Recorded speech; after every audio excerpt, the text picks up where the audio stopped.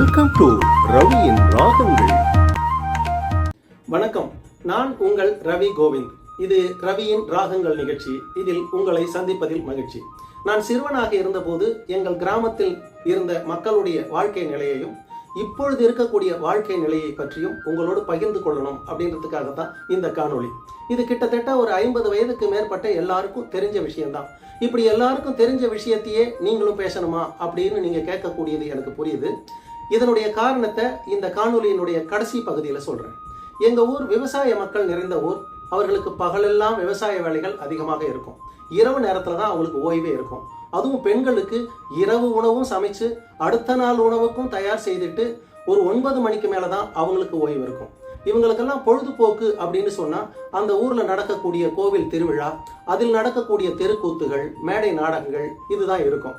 இதையும் தாண்டி மற்ற நாட்கள்ல இவங்களுக்கு பொழுதுபோக்கு அப்படின்னு சொன்னா எங்க ஊர்ல இருந்து ஒரு 2.5 கிலோமீட்டர் தூரத்துல இருக்கக்கூடிய கீர்த்து கொட்டகையிலான சினிமா தியேட்டருக்கு போய் சினிமா பார்க்கறது.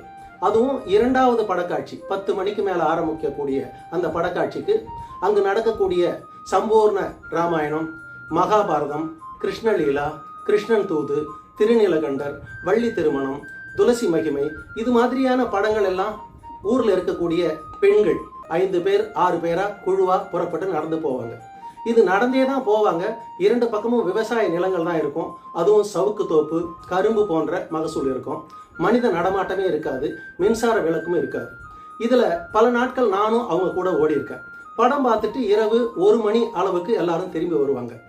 இந்த பயணத்துல ஒரு நாள் கூட பெண்களுக்கு எதிராக நடக்கக்கூடிய எந்த ஒரு வன்முறைகளோ எந்த ஒரு தவறுகளோ நடந்ததே கிடையாது. எங்க ஊர்ல பீடி குடிக்கக்கூடியவன் புளியந்தோப்புல உட்காந்து பீடி குடிச்சிட்டு இருப்பான்.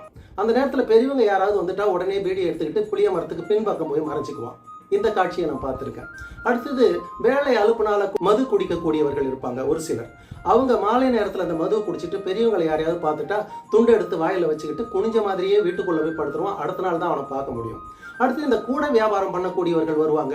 ஏன் இவ்வளவு விலை சொல்றீங்க அப்படின்னு எங்க ஊர் மக்கள் கேட்கும்போது, அம்மா உங்ககிட்ட அதிகமான விலை சொல்லி வாங்கி அந்த பணத்தை எடுத்துக்கிட்டு நான் போனேன்னா என் புள்ள பொண்டாட்டிக்கு உதவாதுமா, அதுல வாங்கி சாப்பிடக்கூடிய சாப்பாடு என் வயிற்றுல ஒட்டாதுமா அப்படின்னு பேசக்கூடிய அந்த கூடை வியாபாரிகளுடைய வார்த்தையும் நான் கேட்டிருக்கேன். தூரத்திலிருந்து வந்து நாடோடிகளா வந்து குடியிருக்கக்கூடிய குடும்பக்காரர்கள் ஒரு சில ஆண்கள் திருட்டு சம்பவங்களில் ஈடுபடுவான்.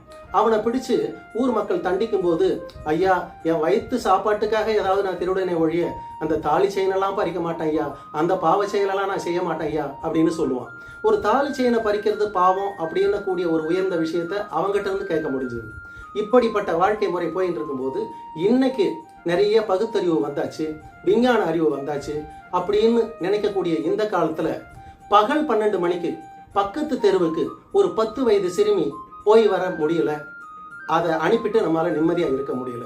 ஒரு மது குடிக்கக்கூடியவன் அன்றைக்கு இருந்து மறைவா குடிச்ச மாதிரி இல்லாம இன்னைக்கு பொது வெளியில குடிக்கிறான். சம்பிரதாய சாஸ்திரங்களோட இருக்கக்கூடிய கோவில் திருவிழாக்கள்ல குடிக்கிறான். திருமண வைபவங்கள்ல குடிக்கிறான். குடிக்கிறத ஒரு பெருமையா நினைச்சு விழுந்து புரள்றான். அடுத்து திருட்டு சம்பவங்கள்ல ஈடுபடக்கூடியவன் ஒரு 3/4 சவரன் தங்கத்துக்காக ஒரு மூதாட்டியினுடைய கழுத்தையே அறுத்து போட்டுட்டு திருடி போயிடுறான்.